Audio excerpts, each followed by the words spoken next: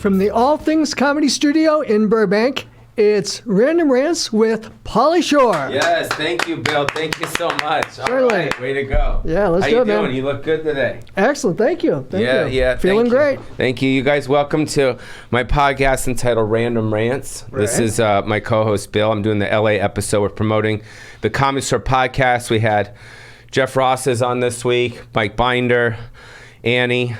And today's a special guest. Can you please tell us about today's guest and what he's about and all his stuff? Oh, certainly. You've seen him most recently as guest host on Saturday Night Live the previous week, and he's the co-founder of this very channel. Wow! So we're sitting in broadcasting his house, pretty much. Yes, we essentially. are. Keep going. Yes, we are.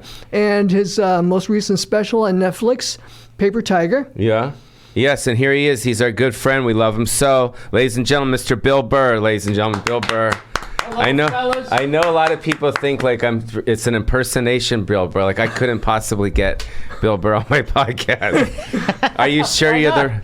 Well, I'm a huge fan of yours. Oh, thank you. Yes. Thank you. No, you don't understand. When you hit, Yeah. that was a very critical point in my life. Yeah. Were you in Boston when you first saw me? Yeah, suburbs. Yeah. The safe suburbs. I always say the safe suburbs because ever since, all of those Boston movies, the bank robber ones, the fucking Goodwill Huntings, people think everybody from Massachusetts grew up in Southie, was good at math and stole cars. And But I grew up in the suburbs and I Yeah. played street hockey and we Wow. went to church every week and then stopped off at Dunkin' Donuts. Yeah. I had a suburban upbringing. Copy. So we're the same age. You're 52? Yes. I'm 52. Oh, all right. I like Yeah, that. so when's your birthday? June 10th. June 10th. I'm February 1st. So when you first saw me on MTV, you were like everyone else in America. I was your age. Yeah, so what was it? Because you never went to spring break on MTV? Like, No, I never went to spring break. I'm too pasty. I mean, Yeah. it was like I needed to go further north to get some chicks. Right. So what Everybody's was the your, color of a polar bear. what was your impression of me? Because you're very Boston and I'm very like LA, California. I Like, loved our you. styles are totally different. I thought you were fucking hilarious, and Yeah. I loved your laugh. And when you did the Totally Pauly Shore. Totally Pauly, Totally Paul. Oh, Yeah. buddy. Do the weasel noise. Do it. This is Bill too. Oh, yeah. Oh, Hey, yes. Bill, how are you? Good, This thank is- you. That's Bill in the future. That's me in the future. Hopefully not. I already got the button down. Oh, I got long sleeves in the future. I must be doing well. So Dude. yeah. Everybody. I just thought you were fucking funny as hell. You were fun. You had that great laugh, and you always seemed like you were having fun on stage, which is a huge Yeah. thing for me. And I'm all over the map with music and comedy. So anything that makes me laugh or I like musically, I'm into. So you saw that. So obviously a lot of people know you from the Saturday Night Live situation you just did, the guest spot. How was that? You're going from Saturday Night Live hosting to Pauly Shore's podcast within a week. Yeah. How does that feel? It feels great. It feels great because that's a gig you just want to, you just hope it goes well. And it went well, so I was very happy with that, and everybody seemed pleased with it. And then there's just this amazing feeling when you get on the other side that you did it. You can't believe that it happened. And then, I don't know, then you get just go back to having a regular life. That pressure's gone. The whole, all of that stuff is, your day is yours again. Yeah. It's cool. And then you were doing stand up. I saw your stand up. You did about 7-8 minutes of stand up at the head, right at the top. Yep, the monologue. And then the monologue. And then people in the audience, they had masks on and the whole thing. They were really social distancing. Was that the first time you did stand up since this whole COVID thing? Have you been playing some? I started doing it in August. So I hadn't done it from March to August, and then I started in the parking lot right next to the Magic Castle. Oh yeah, with Dean Del Rey. Yeah. Well, no, Dean doesn't do that one. That's I'm blanking on her name. Tammy does the Belly Room. Tammy Jo. Okay, Tammy Jo. Yeah, she booked the thing. So I started doing the first one that I did. Went terrible because I couldn't remember my act, and then even when I did a joke, I couldn't hear them because they were in their cars. But by the second night, it just, the cobwebs really came off significantly. And then I just adjusted to, this is what killing sounds like now. So it just had to be, it's not quite the OR in the main room of the Comedy Store, but I just got used to that. Did a bunch of gigs there, and then I went out and I did the Chappelle gig out in Ohio. And then I came back, did a few more parking lot gigs. And so you're doing some shows. Yeah. You're doing some shows. So it seems to me from observing, it's you, Donald Trump, Dave Chappelle are the only ones that can kind of get away with some of the shit you're getting away with. Do you think that's true? You think there's other comics? Because you're kind of pushing the envelope on a lot of your stuff, and you get kind of, especially in these times. Right. So what's your feeling about, like, some of the Well, stuff? I'm not getting away with anything because I'm telling jokes, and there's nothing malicious behind it. But I understand why you're putting it that way. That's just when you let the audience get in your head, and it's not even the audience. It's a very small portion of the population is sort of trying to dictate words we use, things we talk about, things that are okay to make fun of, things that you can't make fun of. And, corporations tend to listen to them because they want to keep every nickel in their pocket, and God forbid one person has a problem. But there's a lot of Chicken Little sort of, the sky is falling. I mean, it's a monologue. It's a joke. Yeah. It's a sketch. Yeah. It's a podcast. And then meanwhile, this fucking state is on fire. Yeah. And we've pulled out of I guess agreements around the world to try to, like, I don't know what. I mean, it just seems like there's a lot. I feel that comedians are very easy targets. It's a very safe thing to get outraged about. But even having said that, I feel that most people are way smarter than they get credit for, and most people are smart enough to keep their mouth shut. So they're not going to chime in. He's not saying anything. Is that okay? Yeah. He's keeping his mouth shut. I told you when Bill Burr is here, do what? Keep your mouth shut. No. Yeah. No, I'm just kidding. But for real. Don't chastise older me. No, I know. Leave me in the future alone. Okay. I like your vibe. I hope I have your chill vibe at some point. I'm wound too tight. Yeah, but some of the stuff that you were going over, and I just bring this up just because, it's these times. Obviously I've been around it my whole life, and I'm only asking you this because it's so sensitive out there. The Black Lives Matter movement with women and the white women taking that over, that was really funny, dude. Yeah. That was hilarious. Yeah. It was hilarious. It was fucking... It was funny, and it was silly. It was playful, and there was a point there. Hilarious. So that's all it was. That's all it was. I get it. I'm just trying to speak for the people that are the 6 people that follow my podcast here. But I want to thank you for keeping me on your network and not canceling my show. But now that you saw him, I'm fucking screwed. Well, this is the star power. This is the star. Whoa, no, here we go. but tell the people what those jokes were, because some people maybe didn't see the monologue. So what was the because the angle, not the jokes, but the angle about it. Oh, I don't remember. I mean, I to be honest with you, I was just doing my act. I cleaned up my act. I was just doing my act. There was no agenda on anything that I was doing there, and I thought if anything was going to get me in trouble, it was making fun of Rick Moranis. I thought that everybody loves Rick Moranis. That was hilarious. Yeah, what did you say about Rick Moranis? Well, I was talking about something about people at this point, if you get COVID, you're a moron. So that means only dumb people hopefully will die of it, which is a dream come true. Speaking of dream come trues, he got beat up or Rick Moranis got sucker punched to the Upper West Side. So that was something I riffed to my wife in the hotel that week, and she bursted out laughing. And I go, "Should I do that?" And she's like, "Yeah." So there was a very I really wanted to make sure that I had fun when I was there, and that I took it in, and I did. I had such a great time. Everybody over there, the cast, I had a great time, and I think the people that watched it really enjoyed it. There's always going to be a few people that don't like. Eddie Van Halen just died. I'm sure you could find somebody who didn't like Eddie Van Halen. So if you can find someone who didn't like Eddie Van Halen, David Lee Roth. So you can certainly find someone that's not going to like me. But that's why there's 10,000 comedians. Just move on to somebody else. Yeah. So let's talk about. Are we allowed to talk about your anniversary last night? You had an anniversary. Well, I think you are at this point. So I know, but I don't know if I don't know because I know you, but I don't know if I'm allowed to talk about your personal life. I try to. Yeah. My wife comes on the podcast, but we keep it light. Yeah, it was my wedding anniversary. We went out. We had a good time. Wow. We had a huge laugh. So you guys are in Anaheim, right? Anaheim. Anaheim. We're big Angel fans. So. Yeah, you guys live down in Anaheim, so you drove all the way to Malibu. That must have been cheaper. Nice. Yeah, that must be cheaper nice. down there. So let's talk about the dinner we had. You and I had a dinner. Are we allowed to talk about the dinner? Yes. Are we allowed to do that? Yes. Yeah, it was cool because I'd known you for several years. So, but we never hung out. I think it's several decades at this point. Probably. They must be blowing by for you. Yeah. So no, I got to know you like maybe about 10, 12 years ago. Where and with At the Comedy Store. at the store. Yeah. When you and it's still a thrill to me that I know you. Oh, thank you. Well, it's Yeah. a thrill to meet that I know you too. There we go. So this is Bill, good. would you like to add anything? I just love it's East Coast comedians and West Coast comedians because I'm super West Coast. He's super East Coast. Yeah. And it's fucking funny to me. You know Yeah. what I mean?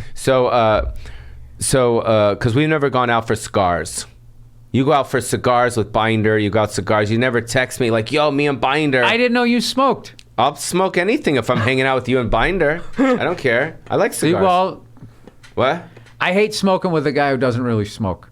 Because you see them, they're not enjoying it. They hold it weird. They get halfway done with it, and then they're looking to put it out. You just feel like, I don't like feeling like I'm making somebody do something. What about if I smoke American Spirits? They're kind of like cigars. Yeah, I don't care. You don't I just want you to have a good time. Okay. I don't want you to feel that you have to.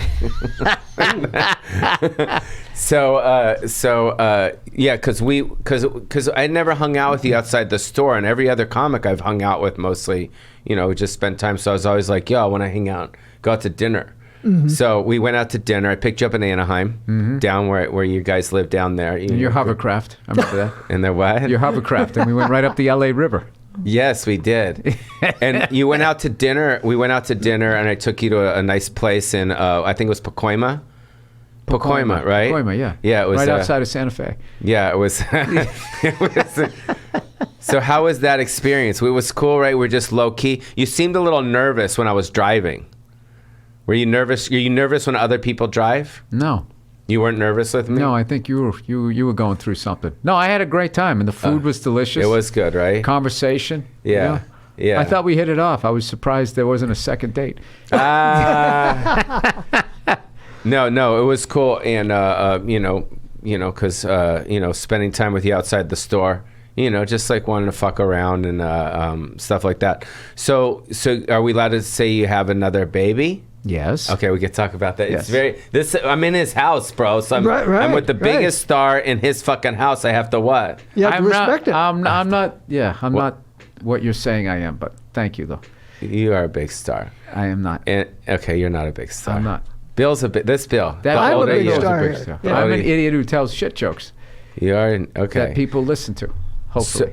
So you've been with your girl for a while, for 10 years, because I know I used to see you at Equinox in Anaheim, right? Something like that. Yeah, I used yeah. to see you down there, and this was after when you guys were at the Angels games. Yeah. You know what I mean? We were out there, and then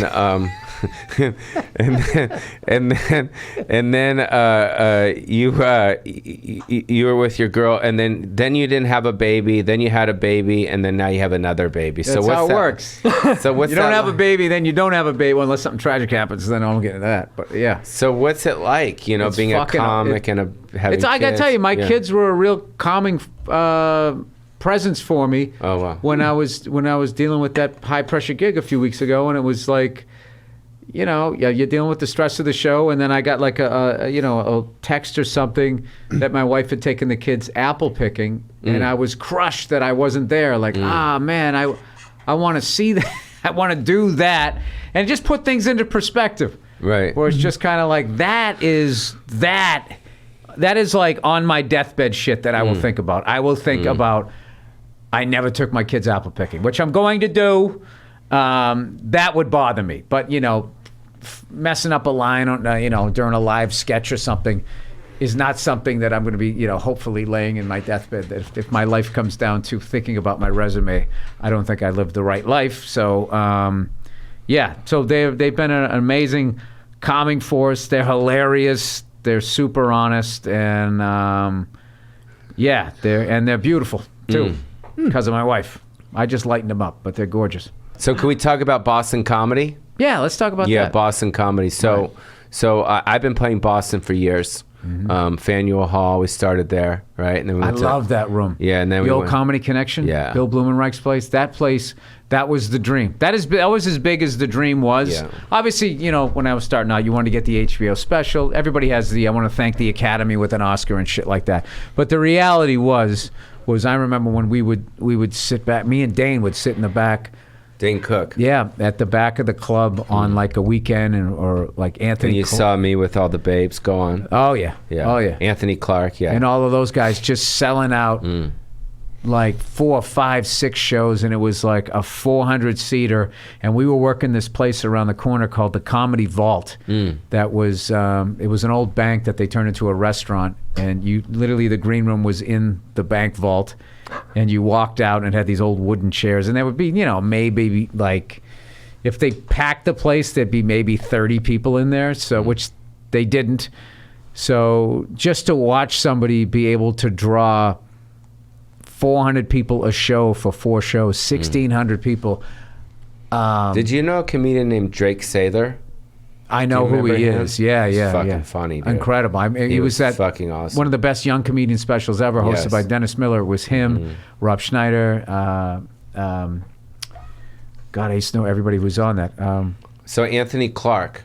So he's a Boston comic, right? So David Spade was another person on there. I'm just going to name everybody on that special. Sorry, go ahead. No, so Drake Sather, I knew him from when we did the MTV half-hour comedy hour.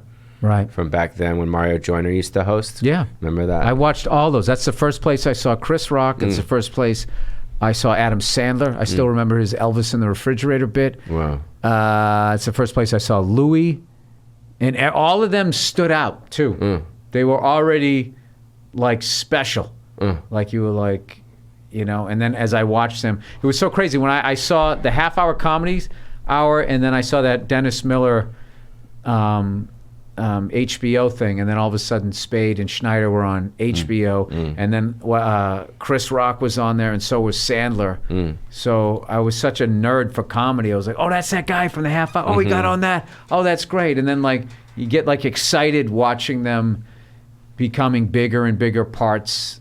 I still remember like the sketches that sort of like broke them out, like Schneider when he would just do like the name Paulo Rama. That thing was the big thing for him. Red Hooded Sweatshirt, and the desk piece for Adam. And David Spade, I remember he did this send up of like a shampoo commercial that I thought was great. And this was on MTV's half-hour. This was on hour? SNL. I was just watching them all come through. Oh, copy. And then Chris, they would always seem to put him on late. If he got on, they always seemed like on SNL. Yeah, they always stuck him on like the last sketch or something like that. Yeah. But did you work? Did you work when you went to New York? Did you ever work the comic strip? Oh yeah. With the stand-up, and then you got the mirror in front of you. Yeah, that was huge. That was a huge one to get in on that with one. With Louis, right? Louis Ferranda? Louis Ferranda was Caroline's. Yeah, but before that, when he first started, he worked there. He worked at the comic strip? I didn't know that. Yeah. That's when I showed up with Faison Love when I was like 20 years old. And he wouldn't let me on because I was Mitzi's son. He's like, no, you're Mitzi's son. Get out. Not in a mean way, but in a nice way. You know what I mean? Like, he put me on, but it wasn't like. I still remember the voicemail he left the first time I sent them a VHS tape. Wow. Way back when I first moved. He's the best. It's like, hello, Billy. This is Louis Ferranda from Caroline's. I watched your tape.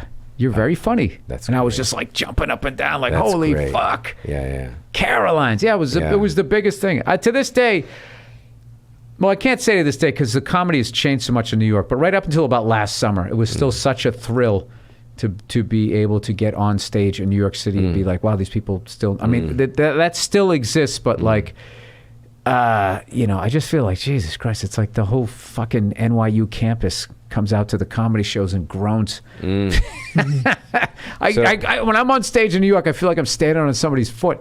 It's just like, what the fuck is going on? Their feet are there, and you're at the cellar. You mean? No, because they're going the whole time, Right. the whole fucking time. I couldn't.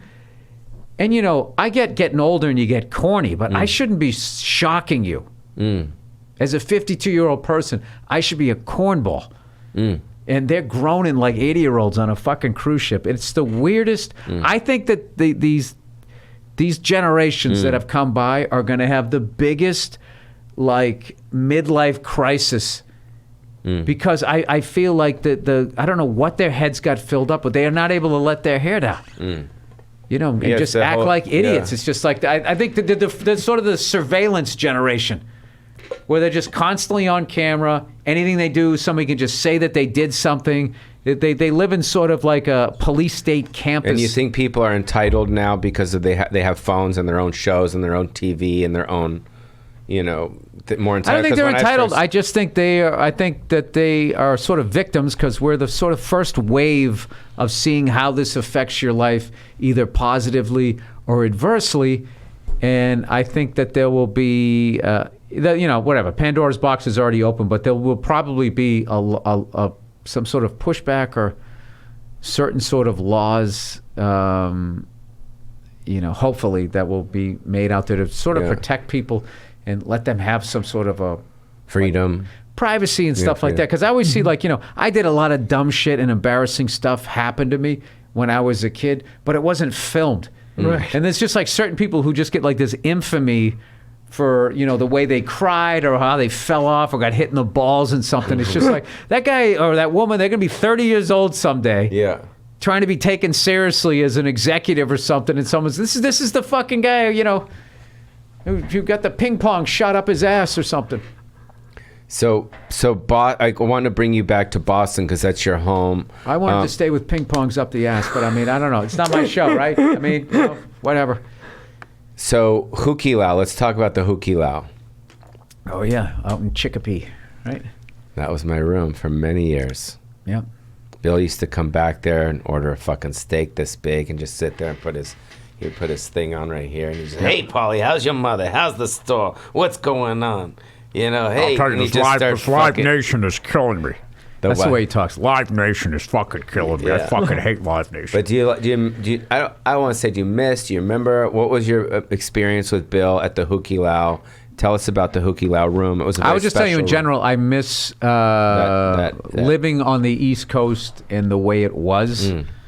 I miss all of that. I miss my friends. So many of my friends have passed on, and I miss sort of the camaraderie of when you're starting out, when you have that whole group of open micers and you're all helping each other out and all going up and in these impossible situations and just bombing and just being like, all right, well, he bombed. Now it's my turn to go up there, see if I can get him, and then laughing about it and then just talking comedy. You know, we used to do the Kowloons up on Route 1. And we would always do the show, and then just afterwards we would just stand in the parking lot for like fucking hours and just talk about what we wanted to do in the business, dreaming about being a comedian that could, you know, sell tickets at the Kowloon on Route 1 or Giggles across the street. And so did you play Hukilau a lot? I didn't play Hukilau until I left, and then I came back. I feel like maybe like right before I left Boston in '95. One of the times I opened for David Allen Greer out there. And he was amazing, of course. And but tell us about the room. It's a Chinese restaurant. Yeah, it's a Chinese restaurant, and in the back they hit best. Like they have like for some reason comedy in Chinese restaurants like from day one. Like the Hukilau, the first one was a Chinese restaurant in like Cambridge or something, and they had a room, and the whole Boston scene just. The scene that we now know started there because Jay Leno was there before, but he used to work like Lenny's on the Turnpike, like a jazz club, and some places in the combat zone and shit. But this is what started. It was like poo-poo platters and, you know, and then big Mai Tais, and you're on the stage. You felt like you're in Vegas, like the old Flamingo Hotel. And it's the like best Chinese food, Americanized Chinese food in the country is in Massachusetts. I don't know why people don't. I mean, it'll kill you, but it's crab rangoon, the poo-poo platters, the egg rolls, the chicken fingers, the duck sauce. All of that is just like, whenever we go back, Me and my wife, like we got a spot on a couple of spots, Route 1 or something like that. We just hit it and just eat that stuff. Yeah. Do you go to the North End a lot when you're home? I love the North End. Yeah. I actually I did I had an acting gig, and I got to stay out there for a whole summer. Oh, wow. I was doing a movie called The Heat. Okay. Which they shot in Somerville, some of it in Somerville, which is amazing to me because when I left Massachusetts, Somerville, when I was growing up, it was called Slummerville. It wasn't, it was a tough neighborhood and that type of shit. And this was the North End? No, this was close to it, but they had us staying at a hotel in the North End. Okay. So I actually got to learn about all these cool spots in the North End because back in the day, the way Boston was, North End was all Italian. So if you went there was the one street that went down, began with an H, I forget what it was, but that was the touristy street, and you were okay if you stayed on that street. What about the cannolis in the North End? You walk by and you see them, right? Yeah. Beautiful. Yeah, lovely. Lovely. Yeah. So if you went off that street, you would be in trouble. It was weird. Like even white people were segregated. Like South Boston was Irish, Italian was in the North End and that type of stuff. So you kind of had like these streets you could be on to a certain hour, and then you had to kind of leave, and then that was the deal. And then back to the Hookie Loud. Did you do those 3 gigs for Bill ever? Bill Blumenreich? Because he always booked me and several other comics. He would do the Faneuil Hall, and then you would do the Hookie Loud, and then one other place that's on the outside. Boom, boom, boom. You do the one up in New Hampshire, or you do the one down in Rhode Island? I did. I think Rhode Island. Did you never did any? Rhode of that Island was the tent in the parking lot. Oh, okay. And I'd always do it in like July because it was like the summer thing, right? Yeah. And there's no AC. And you'd sweat through a shirt in the first 10 minutes. I just remember it would just be stuck to your chest. I did that a number of times. His gigs were always fun, and he always paid. Yeah. He was a bitch to get to book you. Because he wouldn't fuck with you until you were selling tickets. But once you sold tickets, then you were in his. He still is the greatest guy. I love working with him. Yeah, he was great. And then I remember the first time I ever went to Boston was with Sam Kinison when I was opening for Sam Kinison. Wow. And I was playing everywhere, and we went to go see Mark Parento. Oh, yeah. We went to go see him. Mark Parento's like the Howard Stern of Boston. He was the biggest DJ, and he was cool as fuck. At least he was to me. He was on from like 3 to 6 or but it was 2 to 5 WBCN. Yeah. And they had like all of their whole day was like just rock star. They had the Big Mattress morning show with Charles Laquadera. I forget the lunchtime guy. Then it was Mark Parento. It was the whole. But we did the softball thing. Because he did with Mark Parento's softball. Yeah. And then Sam was there, and I was there. But that was the first time I ever been to Boston was through Sam. And Sam says to me, he goes, "We got to go meet this kid. He's recording an album, around the corner." And I told him I would stop by, and it was Mark Wahlberg. It's when he was Marky Mark. Oh, wow. Yeah, so he was like 16 or 17. So I got photos with me and Kennison and fucking Mark Wahlberg. And he was just like, you know what I mean? And it was pretty cool. But I played a lot in Boston with Sam. Boston was always really good to me, and I miss Boston. Do you know I went to one of those Mark Parento softball games when they played against Huey Lewis and the News, and we were the only one in the crowd rooting for Mark Parento's team. Oh, that's we were like heckling. My buddy's like, "Huey, you're gonna lose. Huey, you suck." Everybody was getting like upset with them. My buddy didn't give a shit, but yeah, Mark Wahlberg. I mean, what a career. Yeah, that guy has had where it's like, I learn a lot from watching people like that who figure out how to get themselves on the other side of the desk. Because, anybody who's in this business, I mean, this is business in general is a brutal thing to be involved in. And the amount of dishonesty and stealing and just it can really wear you down. And you have to have a certain level of strength to get where he's at. So, I got a lot of him, Adam Sandler, all these guys that at some point they were just on camera, and then next thing you know they're like behind it, and then they're calling the shots. And then it was great, and his whole family's awesome, but Boston comics, you got Jay Leno, you got Lenny Clark. Obviously, Lenny's an old friend for many years. He used to come over to the house. Mellow guy. Yeah, right. He's out of his mind. I mean, he used to come over to my house. He'd get lobsters flown in. And he'd be like, Queenie, what's up, Queenie, to my mom. He'd call her Queenie, and he'd throw the lobsters on my kitchen block all the time. And he loved my mom so much. You know, he was such a great guy. And and this is when Sam Kennison took him under his wing, and you know, and Alan Stevens was there, and Carl and Lenny was there, and he was. Lenny hung out with Sam Kennison. Yeah. How did they both come out of that alive? Fucking. I mean, it was just, lunatics. You know, it was like fucking nuts, bro. You know what I mean? Like Lenny was awesome. He was great. But what other Boston comics that because Boston is famous, so right. You got Jay Leno. You got Lenny. Who else is there? Anthony Clark was there. I started off with Dane Cook, Patrice O'Neill. Dane Cook was there. Patrice O'Neill, Robert Kelly. Wow. I mean, I had a real Bob Marley. Like we had serious heavy hitters. Wow. Generation. I feel, and then right after us, like Gary Gulman, Dwayne Perkins. There was just like everybody just was like really funny. It was a strong crew. Tony Adams, Song crew. Yeah. So when it comes to writing material, I know it's very sensitive. Every comic comes up with it different. You know, I have my way of doing that I've been doing forever. That's why my material's terrible. But I got to come up with another way. What's the you don't have to give me your secrets, but what's Bill Burr's kind of what's his process? I can tell you where I am right now with it. It's more like. Well, no, but for instance, you did the Netflix special in London. You developed that. So I watched Pryor. I watched all these guys from scratch growing up at the store. Right. How do you all of a sudden say, okay, now I got to, because when Pryor first started going, it was pretty bad. I mean, his first 5 minutes, it was bad. And then the next 10 minutes, it was just, it wasn't. Everybody's is. Yeah. You know, if Pryor's first 5 is bad, you can only imagine what mine is at. Yeah, it's bad. But finally, after 2-3 months, I would see him at the store and he'd have 40 minutes and it was like boom, boom, boom. So what's your process versus how much time do you prep, you write, you do it on stage as a combo? What's up?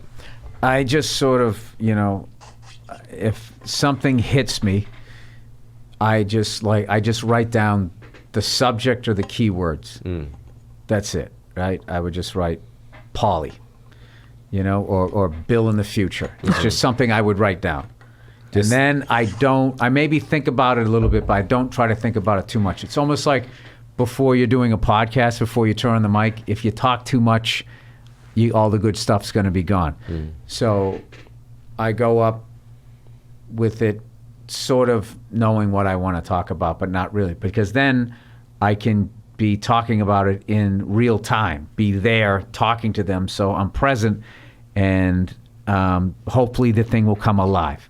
But lately what I've been doing is trying to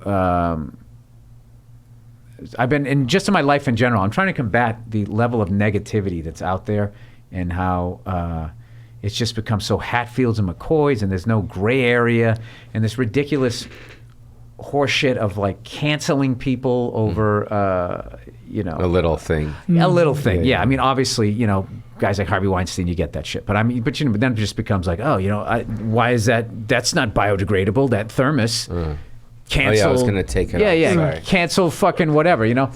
I'm trying to have more empathy in what it is that I'm doing, and it kind of came about with a bit I was doing, and I pissed off these women, and they told me to go fuck myself, and I said it back to them. We got in this big stupid argument afterwards, and I just remember walking away, you know, just being in a bad mood, feeling bad. And then after a couple of days, I was just thinking about it. I'm like, do I really want to be doing this? Is this how I want to do this? So I kind of rethought about what I was trying to say. How can I convey this? When you say doing this, meaning doing stuff and getting messed with after, you mean? I don't want to make people feel like that. Copy, okay. I don't want to make people feel like that. Like, I know there's that whole way I walked the room and I fucking, you know, and they walked out and I said, suck my dick. And it's just like, I was never into that. Like, even if I'm annoying you, it's like, if you leave, then the fun's over. It's more like if I say something that bothers you, but I can get you to stay because you don't know where I'm going to go next, and it still interests you enough, then we can keep having fun. The tension is still there. and it hopefully becomes compelling enough that everybody watching is enjoying it. Right. But like, so you come up with a keyword and then you start just kind of pecking it in real time. Yeah, in real time. I guess that's what it is. And then do you write down anything ever? No, never. I try to. I don't have the discipline. That's really what it is. Well, no, it's not like hey man, I'm doing this jazz thing. It's just like I don't have the fucking discipline. Are you good on the computer? To do it. Am I what? Good on the computer. Are No. you fast on the computer? I'm terrible. Do you have an assistant? No. That helps you organize things? I'm not good with people either. And if I get an assistant, that's just one more person I have to talk to. And then there's also a buffer between me and the information. That's another buffer. I feel like, American Day when I was like, hey man, I'm gonna make you a copy of this cassette tape, and then you make a copy off of that copy. I feel like that's how your information. If you have too many people around you listening to your business options, and it's the more generations it is away from you, the more watered down what people forgot, their point of view, what they think you should do. So you have keywords, you don't write them down, you don't keep it organized, and you take those keywords and that feeling and you take it to the stage, and that's where you just start pounding it. Yeah. You start pounding. And I learned that from Tony V in Boston, and later I learned it by watching Patrice O'Neill do it. Yeah. So no. And then what about obviously movies? When you act in movies, you have to memorize the script. Yes. You're not not showing up not knowing the dialogue. No. Yeah, you know that. I always show up because movies take forever to make, as you know. Yeah. So my whole thing every day is, if this thing slows down today, it's not going to be because of me. Copy, yeah. I don't even bring my phone down to the set. Right. I like, that's a fucking pet peeve of mine, but just something you have to deal with. It's just like you do a scene and it's just like, and that's why my mother died. Cut. And then somebody's just like. Yeah, exactly. All right, back to one. And they're just sitting there going like, and it's just like, I guess people can do that, but I feel that that wouldn't work for me. Some people, if you have a distraction, maybe that does work for them. But just like, I'm not into that shit. So you just don't really write material. You just kind of figure it out on stage. Yeah. That's your answer for coming up with I keep jokes. saying that, and you keep asking me that, and I feel like you don't believe me. Did I upset him? No, but I want to really get it. Yeah. Pauly, I love you, man. I don't want to upset you. No, but that's interesting because some people, write, you know what I mean? Are writing all the time. I saw it, different comics are always joke writers. Yeah, joke writers. I'm a huge fan of joke writers. I saw some incredible ones last year. Mark Norman, Sam Morrell blew me away. Joe List, just really good. Like, I mean, maybe Sam's more of like a storyteller, but like his cadence and the way he unfolds it. And I can't see where it's like, they're just really solid. So once you lock in a special, say for Netflix, you're going to do a big 1 hour special somewhere. You don't bring any tag writers in just to tweak it at the end? Because I know Chris Rock does. I don't know if he does. Yeah, he does. I don't know. He brings in writers at the end before he goes. I don't know. Those sound like fighting words, man. I have no idea. I don't. No, I don't. I just do the whole. I do the whole thing, no, I just. Yeah, I think everybody has a way that it works for them. Yeah. So I that way works for me. Yeah. That's it. It works for you. It works for me. Yeah, it awesome. works for me. So that's how. And then, so you kind of became, I don't want to say known, but in the from the Chappelle Show and then from some of your Comedy Central specials, but because I hit when I was like in my early 20s, and you've been doing stand up for 20 something years. 28. Yeah, so 29 in March. we've been doing stand-up around exactly the same amount of time, but you hit way later. Right. So were you happy about that? Because how hard was because for me, I went straight from high school into, some acting stuff and then MTV, and then from MTV starring in movies. It was pretty early. So it happened within 5 years for me. So what happened to you is way more difficult than what happened to me. Because I had a nice, slow ascent.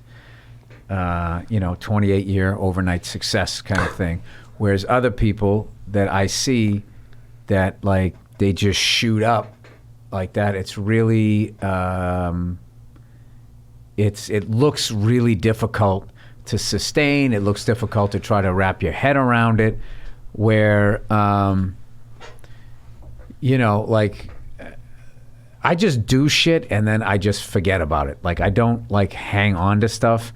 So, you know, as much as you were talking about that big gig I just had, once I did it, it's like done. And I don't walk around thinking or feeling differently. I mean, I'm happy and I was elated. I felt 100 feet tall that I did at the gig, that it went well. But I don't then walk around.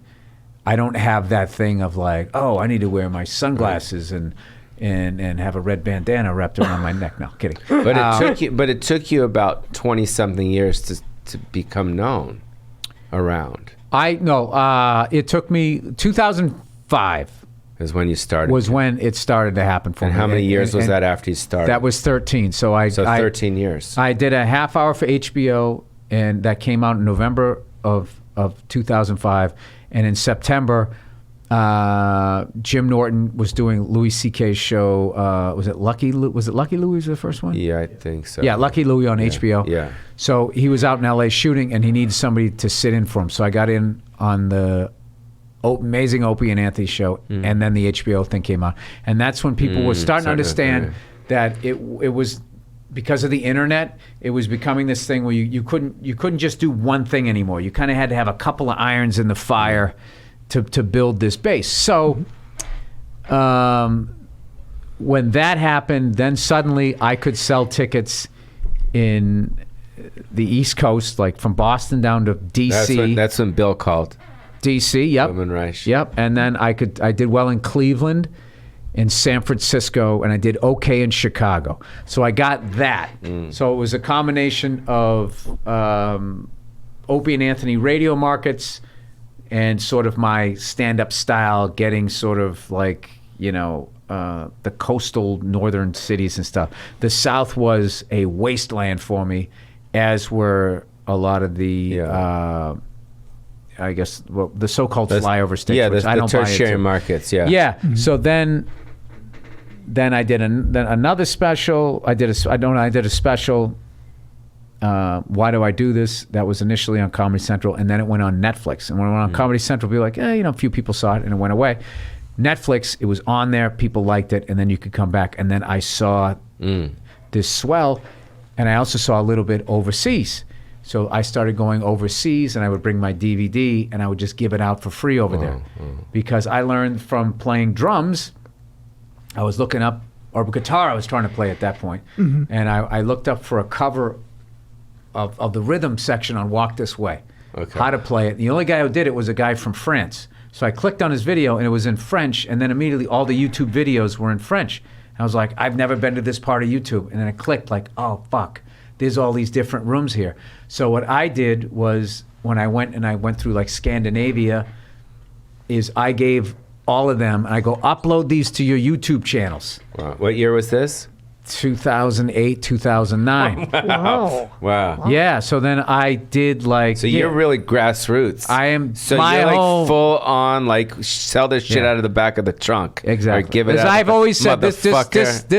business has never been looking for a balding, redheaded male. They're not like, this is what we're going to build the show around. So I knew early on, not early on, maybe about 12, 13 years in, I knew early on that I wasn't what they were looking for, and that I was going to have to do it this other way. Because there's two ways you can kind of do it. You can be the flavor of the month, what they're looking for. You can have a hook.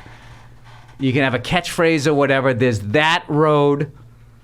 And then there's the other one where I'm just going to keep fucking year after year, keep going to the Des Moines Funny Bone or whatever, and just keep building it and building it and building it. So speaking of flavor of the month and being up like that, so, I mean, for someone like me, you know what I mean, who'd done that other route, because I was acting and I was doing all this stuff, and I was on the road to, like, really acting. I was acting way before MTV, and then MTV called, and it just fucking took off, and it went into movies. So what, I mean, did I fuck up?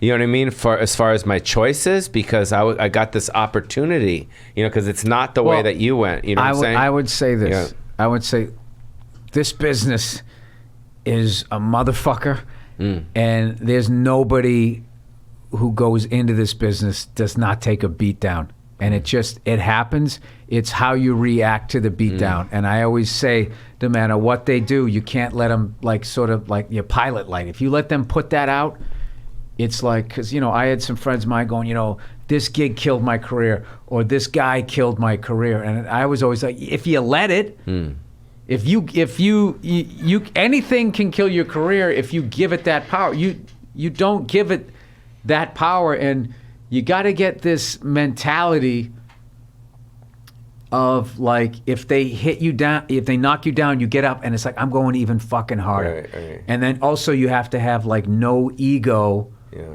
As far as like, if you start getting into that fucking bullshit of looking at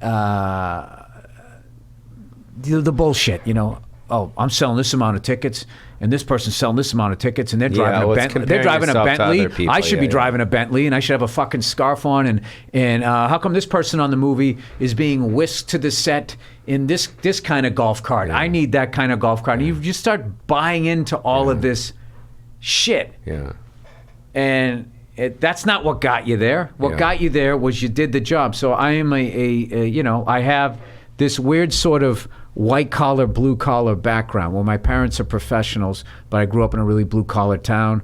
We had some financial problems at one point, so I was living in a duplex. I kind of got like the whole experience, but my parents are two of the hardest working people I've ever met. And I worked with my dad in his dental office for 5 years, and this guy was just... He would have a bony impacted wisdom tooth in the chair and side book a fucking root canal on the back too, which is 3 canals. He was just double, right? Moving back and forth, yeah. Insane. I was constantly, I ate lunch standing up. Wow. It was unreal, but he was, but he was banging it out. He had a zillion kids, so he just fucking... When you say you have 17 brothers, and you're kidding. 17. Really? 17. They're all adopted? Yeah, except me. So they all resented me. That's where I got my toughness. Wow. Yeah. That's fucking heavy. I used to scrub the floor with a toothbrush. Well, that's a whole other... I'm just fucking with you. I'm just saying all misinformation about that. But the thing I got out of it was I kind of got that work ethic, and then what I got out of... it's so weird. Watching athletes and musicians, I got my I'm not quitting thing. Like, I would say this Stevie Ray Vaughan and Double Trouble when they played the Montreux Jazz Festival. It was just a bad booking. Everybody was up there like ding, ding, ding, ding, ding, playing like fucking jazz and shit, all hitting the light. And then he came up there like Hendrix meets, B.B. King or whatever the hell he was doing, Albert King. And he started playing, and they started, after 2-3 songs, they were booing because it was so jarring and so different. And you could see it in between songs physically affecting him, but when he went into a song, he just ripped. And I remember hearing Chris Layton, their drummer, telling the story that afterwards, when they walked off stage, he was like, man, I didn't think we were that bad. And they weren't. They fucking killed. But what I loved about it was watching that was he just did what he did. So I see that. I see like, watching that Jordan doc, where it's just like the Pistons just kept beating him, and they were beating him up and all of that shit. What did he do? Did he become a free agent and then sign with the Pistons like all these kids do today, which is just, I don't even know what these championships are anymore. No, he lifted weights, he got tougher, he dug down deeper, he beat him, and then he got a thing. So I get a lot of that that mentality, because I look at that going like, okay, what I do is so much easier than that. This guy's got to deal with like, Mahorn and Lambier beating the shit out of him. All I got to deal with is just coming up with some more silly jokes. Like this is way easier. So, so getting back to what you were saying is like, people love you and you have a fan base, and it's just like, so whatever you're doing, you just got to go as hard as you can, and you have to keep between here positive and not let, because there's all these songs and shit about New York City, how tough New York is. It's fucking L.A. L.A. is brutal.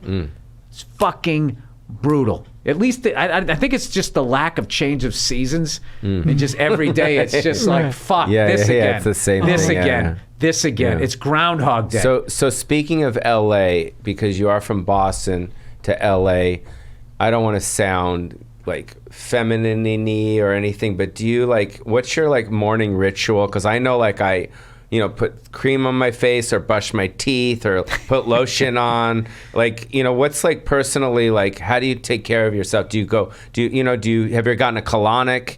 Do you ever do? Once. Yeah. And it was amazing. My wife keeps going without me. She goes, oh my God, I feel so great. It's like, but no, why am I ever in on these things? Because you're East Coast and you're like a hard dude. Like I'm not. You're not a hard I'm not. dude? No, I have some anger issues, and then people watch movies about Boston, and then they think I walked around with brass knuckles. I didn't. You know. So back to the creams on your face and like, you know, I like Kiehl's. Tell me what. Yeah, I like Kiehl's too. Okay, Kiehl's, but you gotta get Kiehl's without the sunscreen, right? Because it's not a good sunscreen. It's not a good lotion. It's like it doesn't work. They're trying to do the peanut butter and jelly thing. It's not coming together, making a good sandwich. So you like Kiehl's? Kiehl's. So what type of Kiehl's? I use Clinique scrub. Okay. I use Kiehl's, and then I quit boozing. And then I watch my weight, because if you put on weight and you start getting it here, that's when this falls. And then you got the pelican chin. So you wake up in the morning. And then I'm a big fan of playing the hand that you dealt. Yes. I didn't go out and get the fucking hair plugs. Yeah. Losing the hair, fuck it. I'll shave my head. I'll see what happens. Now I'm getting like, I finally get to play the asshole that I am. Because before, you know, I was just like, there's like all of these fucking unwritten rules in acting that people are complaining about, but there's so much money at stake. So if you walk in, like I'm going to say, okay, this guy looks like Mr. Hooper on the Sesame Street. Right. You own a fruit stand. They're going to cast you by what you look like. Mm-hmm. Everybody deals with that thing. So, you got a leading man face, or you got this. So it's up to you to show them something different. So you have to either write something and shoot it yourself, like Vin Diesel did. Yeah. That's how he ended up getting into Saving Private Ryan. I learned a lot from that. And then I think he made a short film, and I believe the short film was about him only playing like heavies or whatever the hell he was getting casted as. Mm-hmm. So I believe in that. And then I believe in taking care of yourself, but aging naturally. Like I really want to look like a human being at the end of this Hollywood ride here. Do you get massages? Like a guy comes over, a girl comes over with a table and says, I'm going to bang you out and get in there and do that? You never get massages? Well, if you let me finish, Pauly. Jesus Christ, Bill, is he like this with you? Sometimes. He was 34 before he met you. No, I through my drum teacher, he hooked me up with this masseuse who's like a Jedi. Wow. And she's like in her 70s, and she's strong as hell. Wow. And dude, like I had a sciatic nerve issue. Yeah. So I remember the first time I went in there, yeah. She's like, okay, so this is bugging you. When she started, it was my left leg. She started with my right shoulder. Right. So in my head, I'm going, either she doesn't know what she's doing, or this is going to be unbelievable. And it turned to be unbelievable. It was like literally like my spine was like twisted. Oh. Like it doesn't sound as bad. It was basically, it was from years of not stretching, years of not getting a massage and working out all the schmutz, and then also growing up in the 80s where there was no app that showed you how to work out. So all we did was bench, do this, and you did some tries, and I never did the back enough, and you did these. So my shoulders bowed forward and were like this, and then I had rotator cuff issues and stuff. So anyway, like, there is like that truth of like memories in your body, because when she started working on this leg, she goes, there's basically 3 layers of the muscle. So she started with the top, dude, and I was in such pain that I was like coming up off the table. Wow. And she's like, all right, I'll lighten it up and everything. But like, she just kept going and going. And as she was going down further, it took months to her to get down to the bone and finally get everything out of it. And I haven't had a problem since. But when she started getting down to the lower, like I remember thinking like, in the first layer, it was just like, oh yeah, I played pickup hockey without stuff. I just had helmet and gloves and I fell on my leg. So I would think that. Yeah. And then she got into the middle, and I would think about shit that happened to me in my 20s. And then when she got all the way down to the bottom, I remember my older brother used to always fucking give you a Charlie horse and shit. Yeah. And I started thinking about stuff like, it was nuts. It was really crazy. Wow. So does she do it once every 2 weeks, or you haven't seen her? No, I haven't seen her since COVID because she's of that age. Yeah. So colonics you just did once? I did it once. Like 12, 14, 15 years, a Wow. long time ago. Wow. A long time ago. I remember afterwards, you just feel light and chill. Yeah. Like, wow. And your wife, she gets colonics? Or Oh, has my wife is gorgeous, and she keeps herself looking gorgeous. She is, she's helped me with all of that stuff, where it's just like, I definitely had that, Catholic, German, Irish, you're having a heart attack. How you doing, Bill? Good. Feel fine. And then what about steam rooms? What about love a steam? I like a sauna now. Sauna, steam. Joe Rogan, Yeah. was the one that let me know that the sauna was better because it's dry. Yeah. You can go even hotter. So I would like to do that, but just during COVID, I'm not going to go down. Yeah. To I a just place like ordered one from my house because I moved to Vegas, so I ordered one. It's a barrel sauna, and it. Who the fuck needs a sauna in the middle of Vegas? Why don't you just go outside and sit on a lawn chair? Well, it's not that hot right now. No, because I like to sweat. It's like ordering a waterfall in like Seattle. Like having like a pool in Seattle. Sorry. Yeah, so I got a barrel sauna. It's in my backyard, and it's by my pool. So I didn't know if you, because I go to sauna sometimes with Bobby Lee as well. I didn't know if you enjoyed the sauna. And I'm guessing Bobby goes totally naked. Yeah. Yeah, that's what I would guess. Yeah. And then what about the helicopter? Probably has like sneakers and socks on too at the same time. That's how I Yeah. picture him. And then what about the helicopter rides? You still doing those? Yes. Even with the whole COVID and all that stuff? Yeah. So you're taking it once a week? How often do you go? I usually fly like twice a week, and I wow. haven't over the last month just because I went back east. I did some gigs, and I did that other gig, and so I'm flying tomorrow and the next day. Wow. Getting back into it, and the last 2 times I flew before I went back east, I did solos on both of them, and I continued my. You get your pilot's license, you can just go solo anytime you want to, or you can continue flying with pilots that are amazing teachers. And I'm right now currently, I've flown with some great people. This guy is like the best I've flown with. Like his auto rotations, just basically you simulate an engine failure, are incredible. And he got me up to, now we're doing like advanced auto rotations. This is all nerdy shit, but like you're coming in, you do your flare, level it out, and then set it down. He does it now if you're going to overshoot your spot, where you turn the ship sideways, so you're adding drag to slow yourself down, right over it, letting the ship fall, nose it down, come around, and then land like that. Sick. Yeah. So, but it gives you a lot of confidence because in LA, there's not a lot of places to put it because there's just so much stuff underneath you. So as you fly, you're supposed to be you're keeping track of which way the wind is coming because you want to land into the wind, and then where you would put it and all of that. And if you do stuff like that and you just do what they say and do what they tell you, and don't do what they tell you not to do, you should be all right. And then the drums?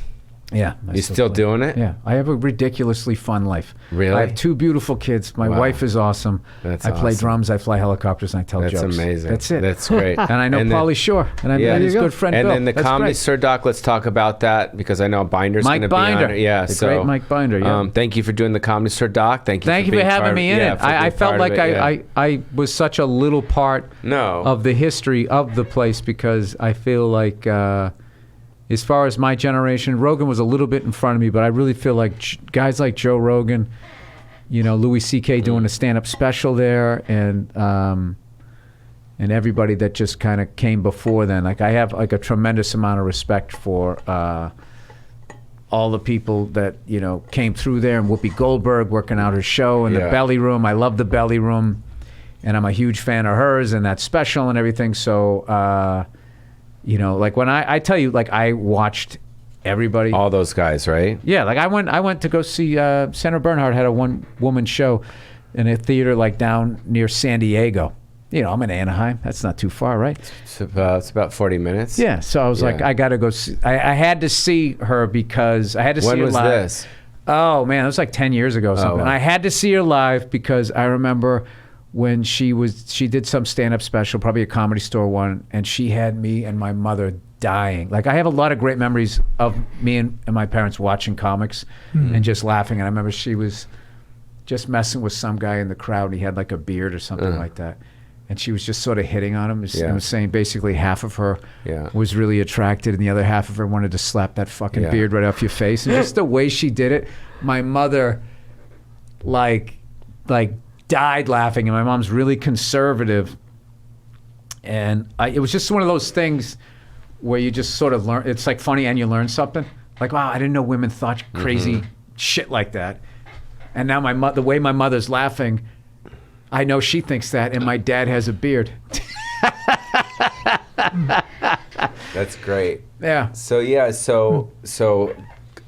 helicopters, drums, comedy, and all things comedy. And all things comedy. Tell us about this. Tell us your vision for this. We're in your house. This is your place, you and Al. Al Madrigal. Yeah, you guys are working on it together. Mike Thank you. Bertolina, everybody, Aaron, everybody helping out over here. Yeah, so this is great. People really love you here, and this is exciting for you, yeah. Well, this thing started out just with like podcasts, when all of a sudden podcasting started taking off like 10 years ago. And who came up with the name All Things Comedy? I don't remember. I think it was sort of a collective thing. I'm going to say Al Madrigal did. But we just saw what was going to happen. It was like what always happens is the artists create a scene, and then the businessman comes in, and then somehow he owns all of it. The check goes to him. Then your money has his name on the check, and then for some reason he gets to stay at home, and you got to like dance for your supper for the rest of your life as he's out on a fucking yacht. And it's just like, we don't need to do that anymore. Sounds like Hollywood. It's everything. It's everything. Like the number one commandment that's broken is stealing. Without a doubt. If you get in any sort of business, the level of fucking stealing, and it's why guys who are in the mob, the smart ones, went legit. They just get on the legal side of stealing. The level that people fucking steal just in this business is like, you can look up something like that. The Lord of the Rings grossed $6 billion. On paper is not in profit. Like, I think that the director had to sue to get paid. They shot it in New Zealand, which doesn't recognize SAG at the time. I don't know if it does now. So all those actors just got paid once. And then the people that had that corporation sold it to another corporation. So the people that stole left with their money. And then the new guys are like, well, we don't know what the fuck you're talking about. The whole thing is just nuts. So, anyway, I can't remember what we were talking about. So your vision for All Things Comedy. So this thing was just like, what if we put a collective together and we all helped each other out? And it's what we've been doing. We've had a lot of growing pains, bumps and twists and turns. We're crushing it. COVID comes, and we're trying to learn how to do what we do during COVID. And we've been slowly got not out of podcasting, but expanded from podcasting, where we're now like creating shows, selling shows. I wrote a movie script that it's gonna be produced through All Things Comedy. Right. We have a Patrice O'Neill documentary coming out. My last stand-up special was through All Things Comedy, and we just want to have the dream is to have an option for comedians and scriptwriters and people that create television, a place for them to go to where they're not going to get the usual treatment of like, you know, hey, we're in business together, buddy. And then years later, you audit me, and I took $6 million from you, but I'm going to take you to court, so then I only give you $700,000, and you just got it like that bullshit. Yeah. Like, we're not doing that here. Yeah. So for young comedians that are interested in being involved with all young comedians who are out there, if you're starting, if you're starting a podcast, do not let anybody else own it. There is no fucking reason to do that. And I know some agencies have tried to start their own podcast networks because they're trying to insert themselves. Once again, their money has to go through them, and then it goes in their pockets, and then they write you a check with their name on it. And then once again, like it's like the cassette tape, like how much money did come in? And then they give you like a spreadsheet. It's like getting bad cocaine. Yeah. I'm not a coke guy, but yeah. But it starts off in Bolivia. It's pure. It's fucking pure. Yeah. And then it gets to fucking Guatemala. And then it gets stepped on a little. And then it finally gets to Miami. And then it's got talcum powder in it. And then it gets to Buffalo. And like a thong in it. Yeah. Yeah.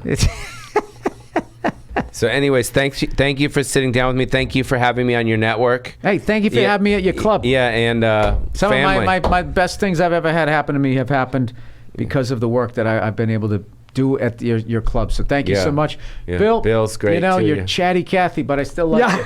I still like you. Thank you for having me. Thank you, guys. Pauly Shore. Bada boom. Bada boom. That was great, man. That was fun.